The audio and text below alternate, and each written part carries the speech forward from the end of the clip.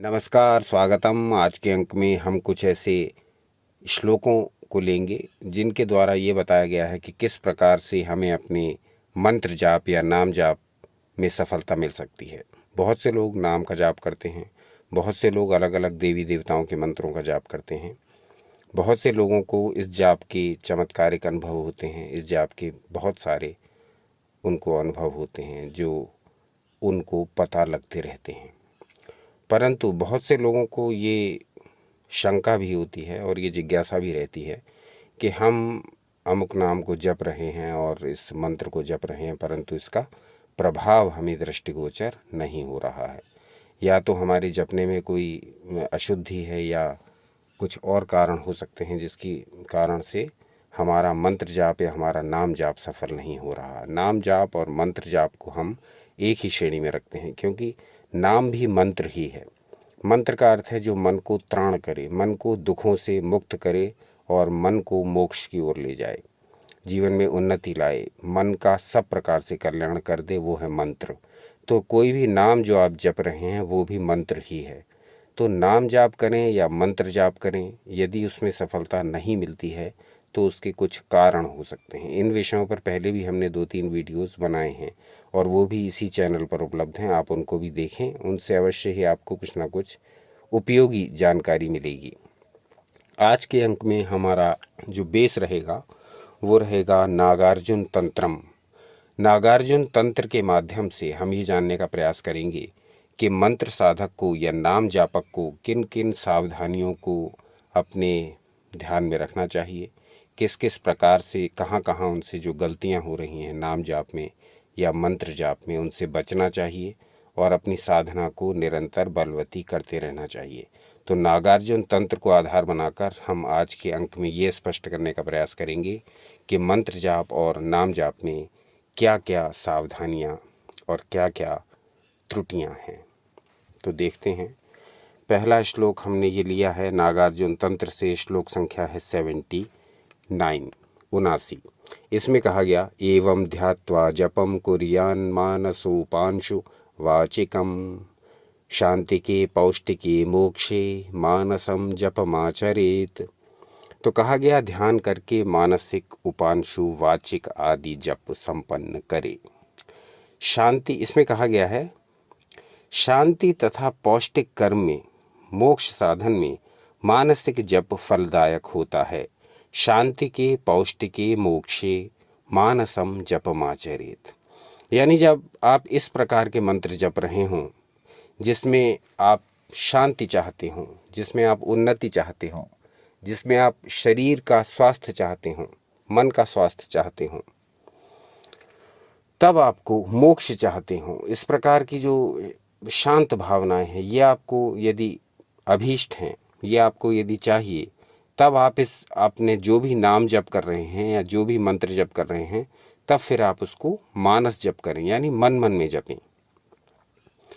फिर से समझ लें इस बात को। जब आप शांतिदायक कर्म आपका अभीष्ट हो, जैसे कि आपको शांति की इच्छा हो, आपको शरीर के और मन के स्वास्थ्य की इच्छा हो, आपको उन्नति की इच्छा हो, चाहे वो आर्थिक उन्नति ही क्यों ना हो, चाहे आपको मोक्ष की इच्छा हो, इस प्रकार के कर्मों में, ये शांति कर्म कहे गए हैं, इस प्रकार के कर्मों में, या जैसे मुक्ति की इच्छा हो, इस प्रकार के कर्मों में आपको मानसिक जाप करना होगा।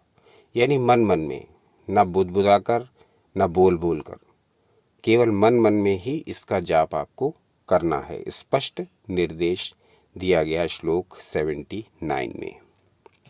अब आते हैं नागार्जुन तंत्र के श्लोक संख्या 80 पर और देखते हैं इसमें मंत्र के विषय में हमें या नाम जाप के विषय में हमें क्या निर्देश दिया गया है। श्लोक संख्या 80। वश्यकृष्टावनुपांशुस्या द्वाचिकम क्षुद्र कर्माणि क्षणः क्षणः सुविस्पष्टम न द्रुतम न विलंबितम वश्यकृष्टा वो पांशु स्याद्वाचिकम क्षुद्र कर्माणि। इसमें कहा गया वशीकरण वाले मंत्र हों या आकर्षण वाले मंत्र हों, दूसरों को प्रभावित करने वाले मंत्र हों, मोहिनी मंत्र हों, यानी जिसमें आप आकर्षण द्वारा दूसरे को अपनी ओर प्रभावित करने का प्रयास कर रहे हैं। ऐसे समस्त वशीकरण और मोहिनी जितने प्रकार के ये मंत्र हैं, उनका जप उपांशु होना चाहिए, ये बताया गया।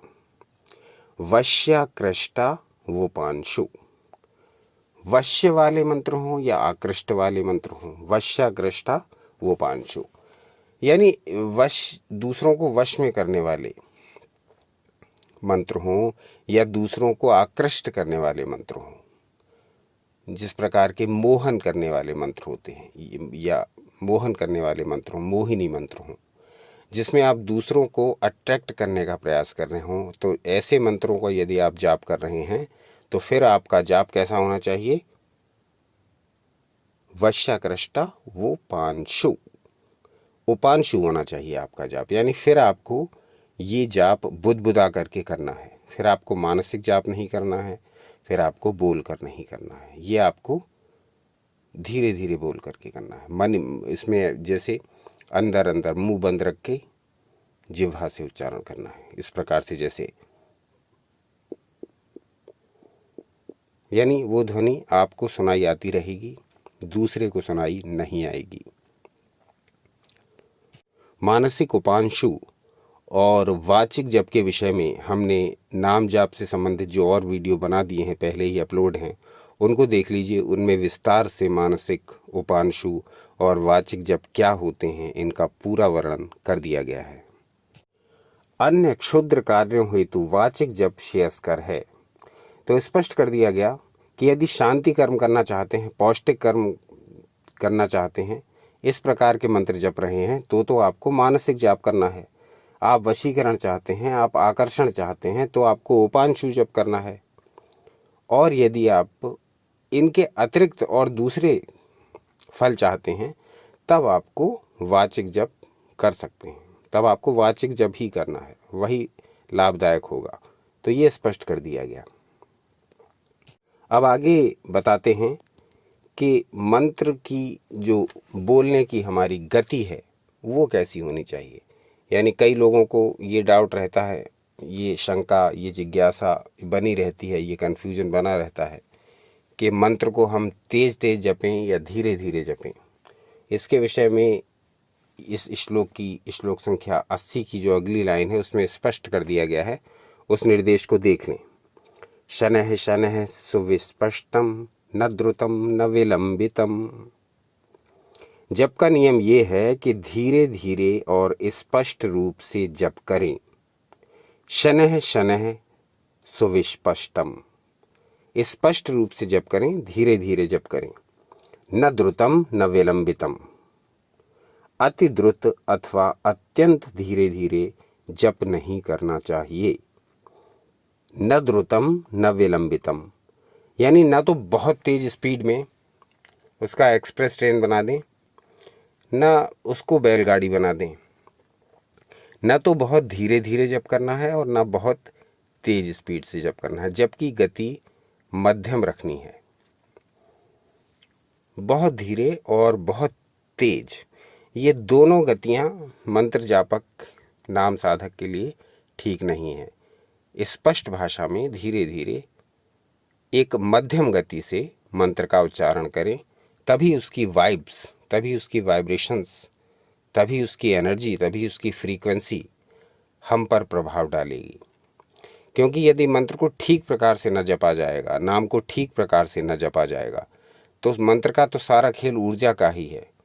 तो वो ऊर्जा ही जब प्रॉपर तरीके से जनरेट नहीं होगी, तब आपको कैसे लाभ मिलेगा। फॉर एग्जाम्पल इसको समझिए, यदि हमारे घर में बिजली का वोल्टेज कम आ रहा है, तो पूरे घर की जो लाइट है वो इस प्रकार से जलती रहेगी कि आप एक बुक भी नहीं पढ़ सकते उसमें। और यदि वो वोल्टेज इतना तेज आ गया तो फिर आप कोई उपकरण चला नहीं सकते। मीटर आपका जहाँ से आपकी लाइट आ रही है वो वहाँ से या तो तार उड़ जाएगा या आपके पूरे घर के उपकरण फूक जाएंगे यदि विद्युत अधिक वोल्टेज पर आ गई। तो कहने का अर्थ ये कि जिस प्रकार से विद्युत का वोल्टेज न कम होना चाहिए न ज़्यादा, बीच का होना चाहिए, तभी वो विद्युत ऊर्जा हमारे सारे घर के उपकरणों को चला करके हमें सुख प्रदान करती है। चाहे वो फ्रिज हम चला रहे हों, चाहे टीवी चला रहे हों, चाहे इंटरनेट पर काम कर रहे हों। विद्युत का वोल्टेज एक सामान्य क्रम में होना चाहिए, तभी हमें लाभ मिलेगा। वोल्टेज अधिक हुआ तो भी हमें लाभ नहीं मिलेगा, वोल्टेज कम हुआ तो भी लाभ नहीं मिलेगा। उसी प्रकार से विद्युत ऊर्जा की तरह ही मंत्र ऊर्जा को समझिए। यदि मंत्रों का हम उच्चारण इस प्रकार से करेंगे कि मंत्र अपनी एनर्जी ही जनरेट नहीं कर पाए, बहुत धीरे या बहुत तेज,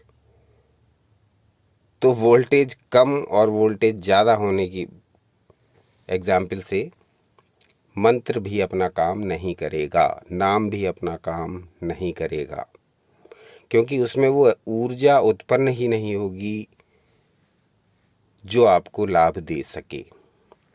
तो ये अवश्य ध्यान रखिए, चाहे आप नाम जपते हों, चाहे आप मंत्र जपते हों, उसका आपका जो उच्चारण है वो ना तो अत्यंत द्रुत हो, अत्यंत तीव्र नहीं होना चाहिए, और न ही अत्यंत कम हो।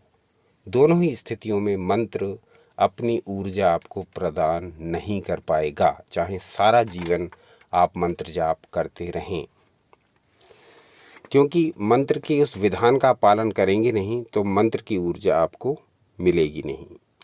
अब अगला मंत्र संख्या 93 है ये, और ये लिया है हमने नागार्जुन तंत्र से ही।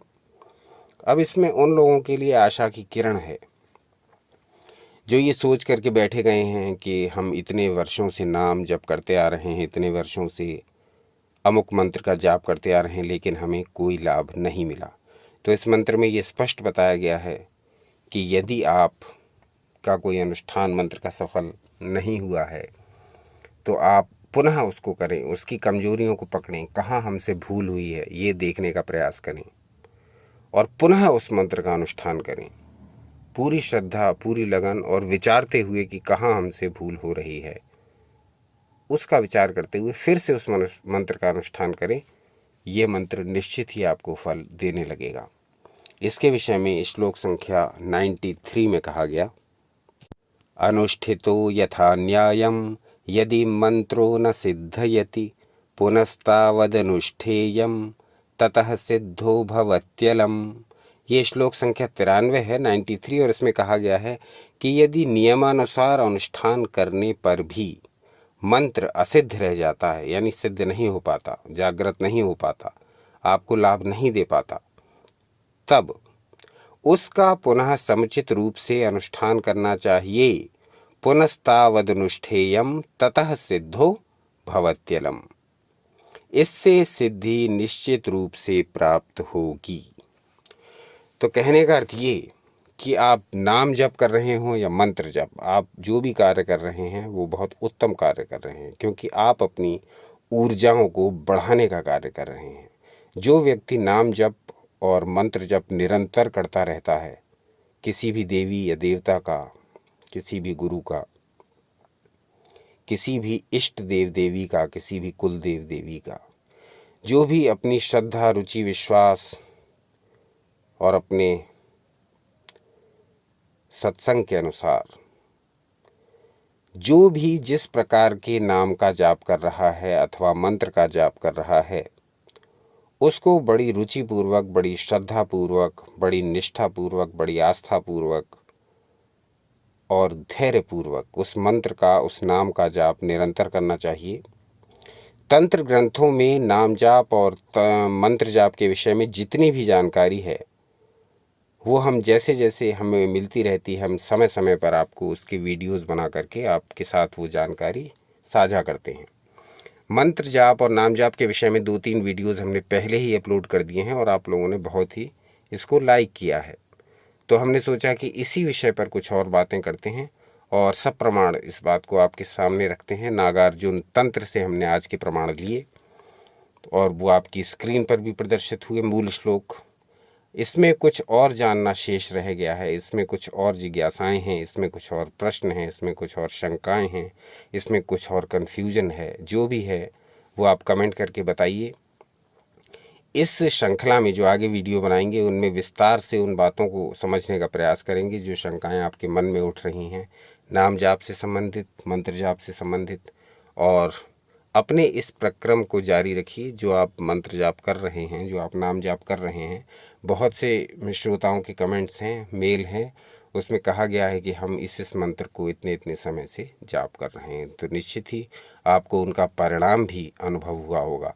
आप कब से मंत्र जाप कर रहे हैं और उन मंत्र जाप के क्या आपको परिणाम दृष्टिगोचर हो रहे हैं, क्या परिणाम अनुभव हो रहे हैं, ये सब भी हमें बताइए। क्योंकि आपके जो ये कमेंट्स हैं उनके द्वारा हम ये जानने का प्रयास करते हैं कि जो जानकारी हम शास्त्रों से आपके साथ साझा करते हैं उस जानकारी में और व्यवहारिक रूप से आपके द्वारा लिए गए अनुभवों में कहाँ तक सामंजस्य बैठ पाता है। और इस सामंजस्य को ध्यान में रखते हुए ही हम आगामी वीडियोस तैयार करते हैं, आगामी अंकों में उन बातों का विशेष ध्यान रखने का प्रयास करते हैं। तो एक तो ये बताइए कि आज का अंक कैसा लगा, दूसरा ये बताइए कि और क्या विशेष जानना चाहेंगे। सनातन शास्त्रों से चुन चुन कर, ढूंढ ढूंढ कर अनमोल मोती हम आपके समक्ष प्रस्तुत करते रहते हैं और ईश्वर कृपा से जब तक उनकी इच्छा होगी तब तक आपके समक्ष प्रस्तुत करते रहेंगे। देखते रहिए आपका अपना चैनल यू एंड योगा। अपना अनमोल समय हमें देने के लिए बहुत बहुत धन्यवाद।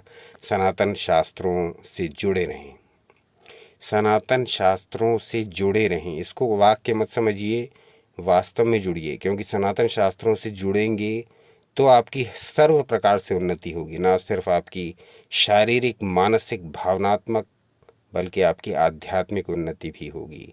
यानी सर्व विधि उत्पन्न होगी। पुरुषार्थ चारों जो बताए गए हैं, धर्म अर्थ काम मोक्ष, सब आपको प्राप्त होंगे यदि आप सनातन शास्त्रों से जुड़े रहें, सदा आनंदित रहें।